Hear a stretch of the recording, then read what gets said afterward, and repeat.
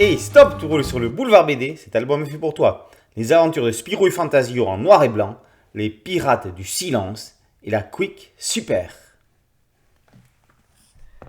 Les éditions Black & White lancent une somptueuse collection en noir et blanc, ça va de soi, des aventures de Spirou et Fantasio, avec un dossier final conçu et rédigé par Bertrand Pisavy et Vernon.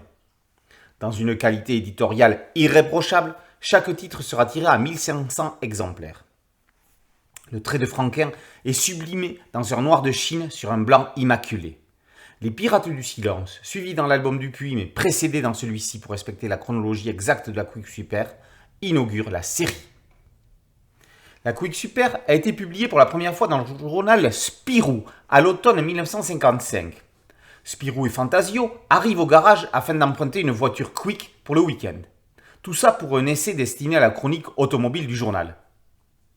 Mais des vols de voitures inquiètent le concessionnaire.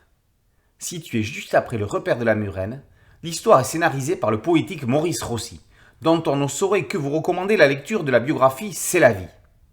Ce court récit s'inscrit comme une respiration dans l'œuvre du grand André Franquin, au même titre que La foire aux gangsters ou autre Peur au bout du fil. Cette récréation démontre le talent de Franquin.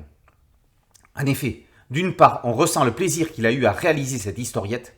D'autre part, il ne néglige aucune case, aucune attitude, voulant donner le meilleur de lui-même, comme pour un récit plus important, un respect du lecteur exemplaire et hors du commun.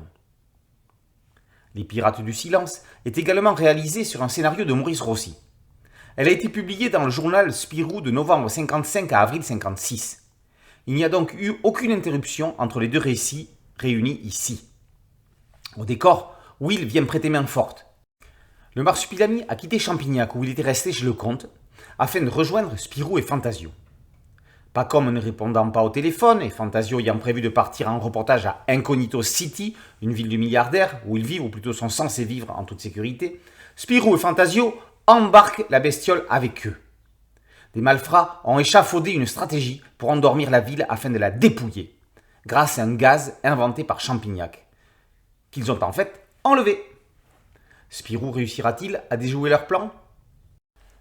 Aventure préfigurant le style Atom, qui sera popularisé par Yves Chaland et Jules Svart, entre autres, Les Pirates du Silence est à l'origine d'un courant graphique où architecture moderne et décoration intérieure, design, offrent une esthétique épurée. Lors de sa conception, les rapports entre Franquin et Dupuis ne sont pas au beau fixe. Ça débouchera d'ailleurs sur la création de Modeste et Pompon pour le Lombard.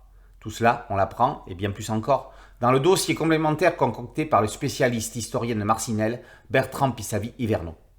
Il est agrémenté de nombreux documents d'époque, comme les couvertures de journal et des recueils, ou encore des photos des auteurs. Les Pirates du Silence inaugurent avec grand bruit cette collection prestigieuse. Les éditions Black & White annoncent sur leur site que l'album est déjà épuisé.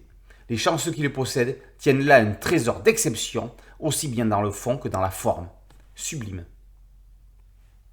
Les aventures de Spirou et Fantasio en noir et blanc, Les Pirates du Silence et la Quick Super, par Maurice Rossi et André Franquin, c'est paru aux éditions Black & White.